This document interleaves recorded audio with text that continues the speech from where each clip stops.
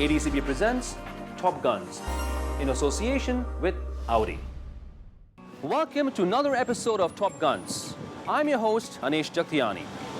This is another very special episode because not only do we feature a successful business personality, but through him, we get an insight into the history of one of the most famous family legacies of this region. That family, my friends, is the Jashanmal's family.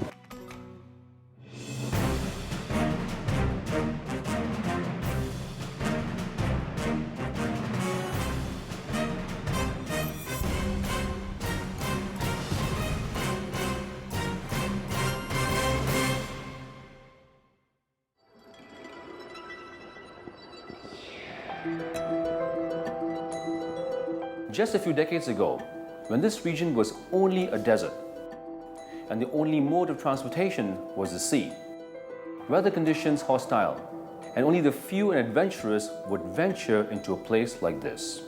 One of the first families to set up business in this region was the Jashanmal family. Today I'm talking to a person who is part of the Jashanmal legacy, and he has a fascinating story to tell us. In this show today, I bring to you Mr. Tony Jashanmal. Tony, welcome to our show. Hi, Anish. Thank you very much. You know, Jashanmal is such a household name. It's been in this region for so many years. But in terms of your history, tell us a bit more about that. Over 90 years ago, to be exact, it was the year 1919, when my grandfather came over from India to Basra in Iraq. The reason he came over was to look and see this new region. In 1918, after the end of the First World War, the area called Iraq came under British administration, and basically the administration from the British Raj in Delhi. So it was seen by many people as an extension of the part of India, and therefore also interesting for some people to come and look at. And it was in this sense that my grandfather came out to Iraq with a few friends just to have a look around. My grandfather realized that Iraq would develop, but it would develop through the only port that they had, which was Basra. And he thought that this would be a good opportunity to set up some type of business. Initially, he started with a store, which was in the port area of Basra. Basra was the next in line port on the sea routes after Karachi on one side and after Aden from the other side. And therefore, it was the only port through which any development would start in what we might call the Arabian Gulf region.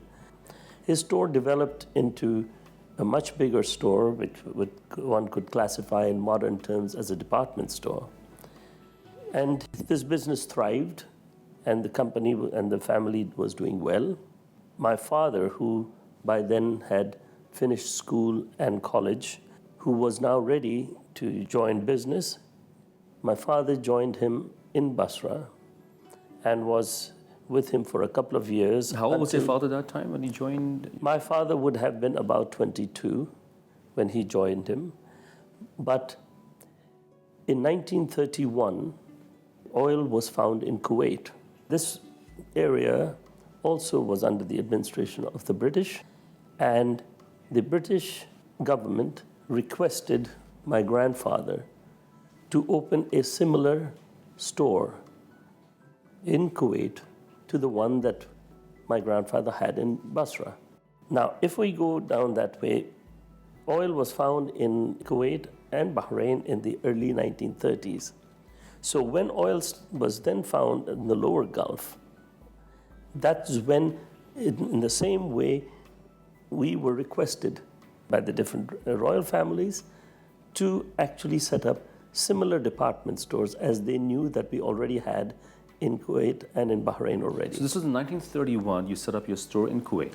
It was in 1931 that they found the oil. We set up the store in 1932-33, and then 1934 in Bahrain. But then There was this gap until oil exploration was done in further places. There was 1955 in Dubai and 1963 in Abu Dhabi. And at that time, Abu Dhabi didn't have a port. Dubai had a port. We have to get the goods into Dubai port. And between Dubai and Abu Dhabi at that time, there was no road. You were actually navigating your way through the desert.